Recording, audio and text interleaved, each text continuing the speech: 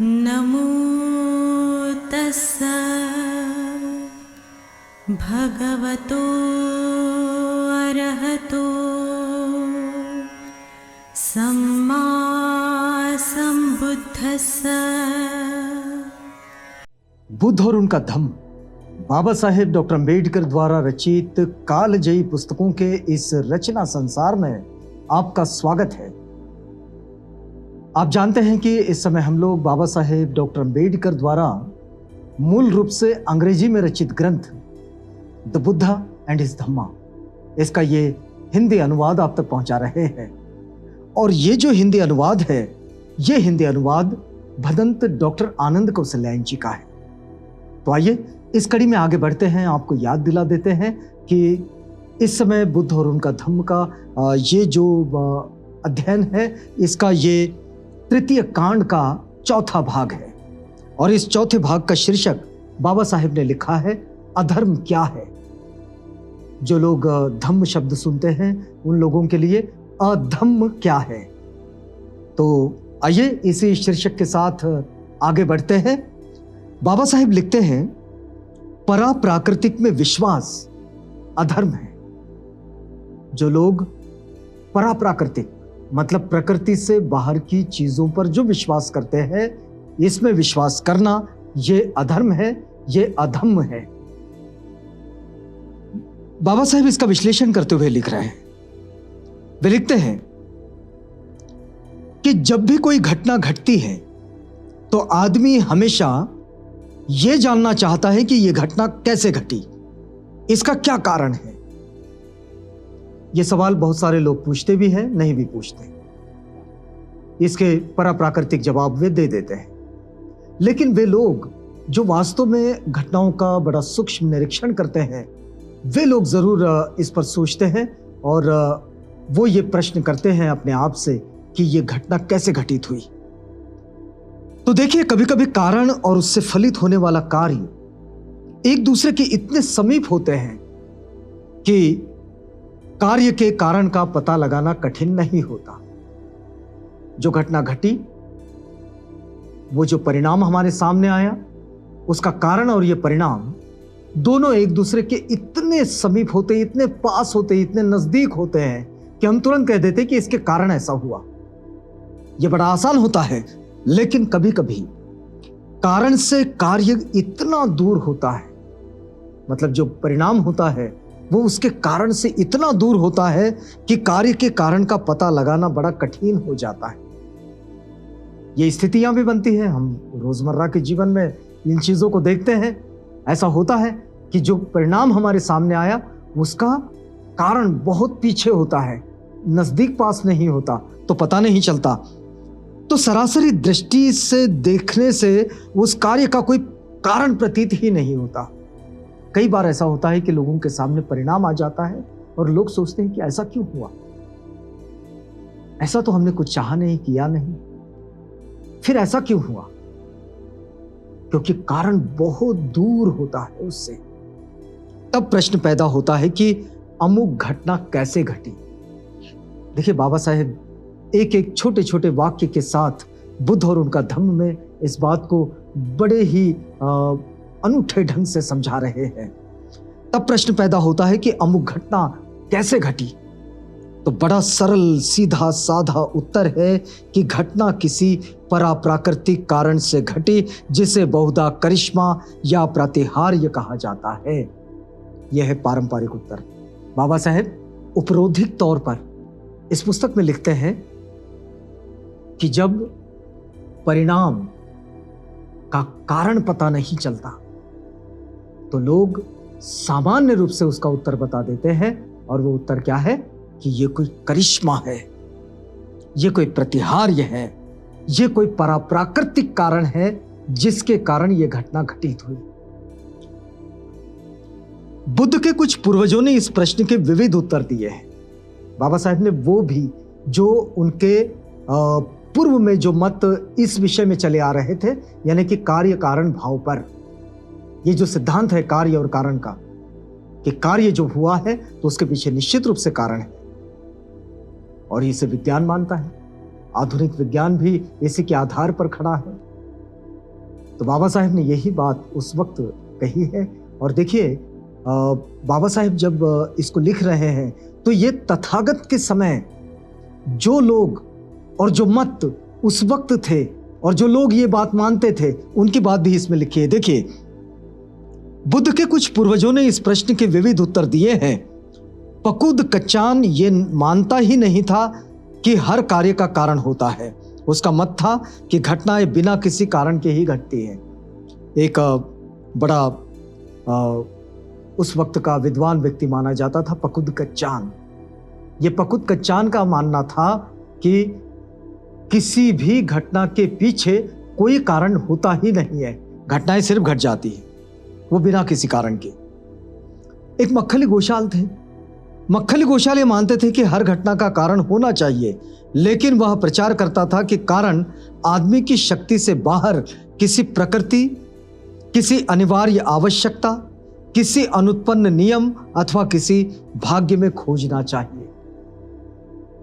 मक्खली गोशाल का यह मानना था कि कारण तो होता है, लेकिन कारण को यदि खोजना है, किसी भी घटना का जो परिणाम हमारे सामने आया उसका कारण अगर खोजना है, तो वे कहते हैं कि यह कारण आदमी की शक्ति से बाहर किसी प्रकृति, आदमी की शक्ति से बाहर खोजना चाहिए, किसी अनिवार्य आवश्यकता या फिर किसी अनुत्पन्न नियम के साथ अथवा भाग्य में इसे खोजना चाहिए।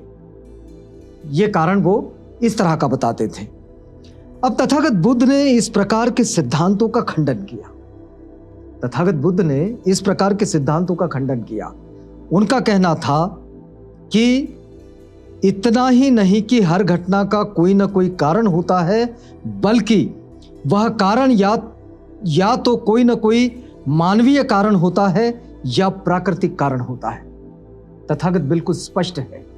तथागत कहते हैं जो घटना घटित होती है उसके पीछे या तो मानवीय कारण है या तो फिर प्राकृतिक कारण है।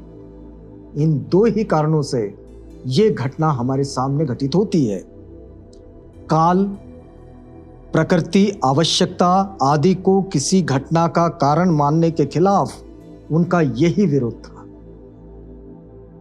उन्होंने न किसी समय के साथ उसे जोड़ा, न किसी काल के साथ जोड़ा, न किसी स्थान के साथ जोड़ा। उन्होंने कहा कि इसका सीधा संबंध मानवीय क्रियाएं या तो फिर प्रकृति, इन दोनों के साथ इसका संबंध है। यदि समय, प्रकृति, आवश्यकता आदि ही किसी घटना के एकमात्र कारण है तो हमारी अपनी स्थिति क्या रह जाती? यदि ये मान लिया जाए कि काल के साथ ही घटनाएं घटित हो जाती है तो फिर हमारा मतलब क्या है? फिर तथागत पूछते हैं कि ये प्रकृति, आवश्यकता, ये इन चीजों से अगर इसका संबंध जोड़ दिया जाए तो फिर मनुष्य की जरूरत क्या है? मनुष्य का उससे लेना देना क्या है? उसका संबंध क्या है? तो क्या आदमी काल, प्रकृति, अकस्मातपन, ईश्वर, भाग्य, आवश्यकता आदि के हाथ की मात्र कठपुतली है? तथागत का प्रश्न है, क्या मनुष्य ऐसा है कि वो कठपुतली है इनके हाथ की? तो यदि आदमी स्वतंत्र नहीं है तो उसके अस्तित्व का ही क्या प्रयोजन है? यदि आदमी पराप्राकृतिक में विश्वास रखता है तो उसकी बुद्धि का ही क्या प्रयोजन है? यदि आदमी को पराप्राकृतिक में, मतलब जिसको लोग चमत्कारी घटनाएं कहते हैं, अगर इसी में विश्वास रखना है तो फिर आदमी की बुद्धि का मतलब क्या है? आदमी की बुद्धि को कोई मतलब है भी या नहीं? और यदि आदमी स्वतंत्र है तो हर घटना का या तो कोई मानवीय कारण होता है या तो फिर प्राकृतिक कारण। कोई घटना ऐसी हो ही नहीं सकती जिसका पराप्राकृतिक कारण हो। तथागत बड़े स्पष्ट रूप से कहते हैं कोई भी घटना संसार की ऐसे हो ही नहीं सकती जिसका या तो मानवीय या तो प्राकृतिक कारण ना हो। इसके सिवाय कोई भी घटना घटित नहीं होती। यह संभव है कि आदमी किसी घटना के वास्तविक कारण का पता ना लगा सके। यह मनुष्य की बुद्धि की सीमा हो गई। हम सबकी बुद्धि की सीमा है कि हम किसी घटना का, उसके परिणाम के कारण का पता ना लगा सके। यह हमारी अपनी मर्यादाएं, हमारी अपनी सीमाएं हैं। लेकिन यदि वह बुद्धिमान है तो किसी न किसी दिन उसका पता लगा कर ही रहेगा। तथागत कहते हैं कि यदि वो बुद्धिमान है, प्रज्ञावान है, तो निश्चित रूप से वो उस कारण का पता लगा कर ही रहेगा। पराप्राकृतिक वाद का खंडन करने में भगवान बुद्ध के 3 हेतु थे। पहला हेतु, आदमी बुद्धिवादी बने, पराप्राकृतिक से दूर जाने का, या फिर ऐसी चीजों के परिणाम के कारण को ढूंढने का कि जो कारण का पता ही न चले और लोग कहें कि यह पराप्राकृतिक है, यह कोई भाग्य है। तथागत कहते हैं इन सब से बाहर निकलने का एक महत्वपूर्ण कारण है, और वो बात है कि उस उद्देश्य में, उद्देश्य कहते हैं वे उसे, तो उस उद्देश्य में पहली बात कि मनुष्य बुद्धिवादी बने। अगर वो बुद्धिवादी बनता है तो इन कारणों का पता लगाएगा जिन कारणों का परिणामों से मेल नहीं खाता है, या फिर जिन परिणामों का कोई कारण पता नहीं लगता हो। दूसरी बात वे कहते हैं कि आदमी स्वतंत्रता पूर्वक सत्य की खोज कर सके। आदमी अगर स्वतंत्रता पूर्वक सत्य की खोज करता है तो निश्चित रूप से वो सत्य के करीब पहुंच जाता है। और तीसरा उद्देश्य, तथागत कहते हैं कि मिथ्या विश्वास के प्रधान कारण की जड़ काट दी जाए। मिथ्या विश्वास यानी कि अंधविश्वास का जो मुख्य कारण है उसकी जड़ काट दी जाए। लोग यहीं पर फंसते हैं कि उनके सामने घटित होने वाले परिणाम जो उनके सामने आते हैं उनके कारणों का पता उनको नहीं चलता, और फिर उनको लगता है कि ये कोई चमत्कार है, ये कोई करिश्मा है, और फिर करिश्मा और चमत्कार इन सब की झंझट में लोग अंधविश्वासी बन जाते हैं। और ये जो अंधविश्वास है यहीं से तथागत बाहर निकालते हैं कि आदमी अगर बुद्धिवादी बने और सत्य की खोज में लग जाए तो फिर उसे वो जो जिसे करिश्मा मान रहा था उस करिश्मे का पता चल जाता है कि वास्तव में वो करिश्मा क्या है, जिसको वो करिश्मा मान रहा था, या फिर बहुत सारे लोग उसे करिश्मा मानते हैं। तो मिथ्या विश्वास के प्रधान कारण की जड़ काट दी जाए, यानी कि अंधविश्वास का जो कारण है उसको जड़ से ही उखाड़ कर फेंक दिया जाए, क्योंकि इसी के परिणाम स्वरूप आदमी की खोज करने की प्रवृत्ति की हत्या हो जाती है। क्योंकि जब वो अंधविश्वास करने लगता है तो फिर उसकी खोज करने की जो प्रवृत्ति है वो ही मर जाती है, वो ही खत्म हो जाती है, और फिर वो कोई शोध नहीं करता, वो कोई संशोधन नहीं करता, वो कोई रिसर्च नहीं करता, और वो वहीं पर थम जाता है, खत्म हो जाता है।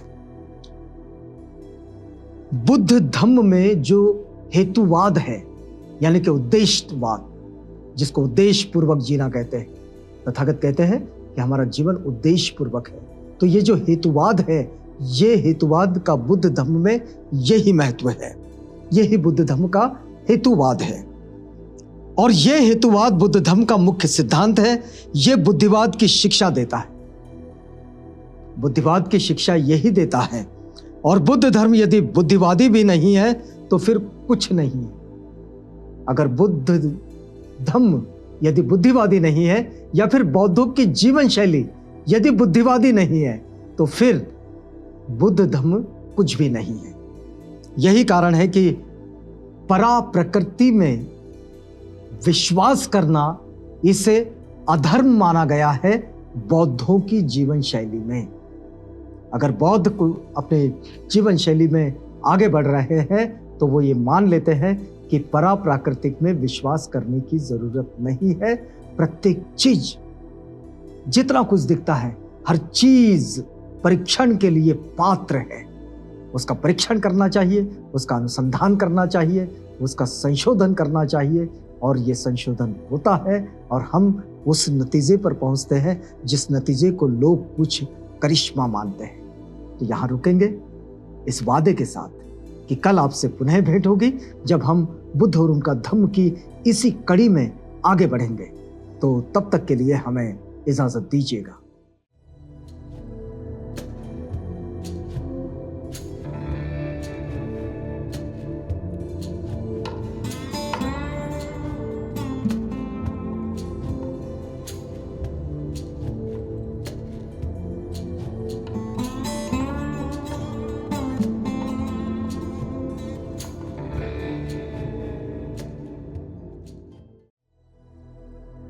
बुद्ध और उनका धम्म।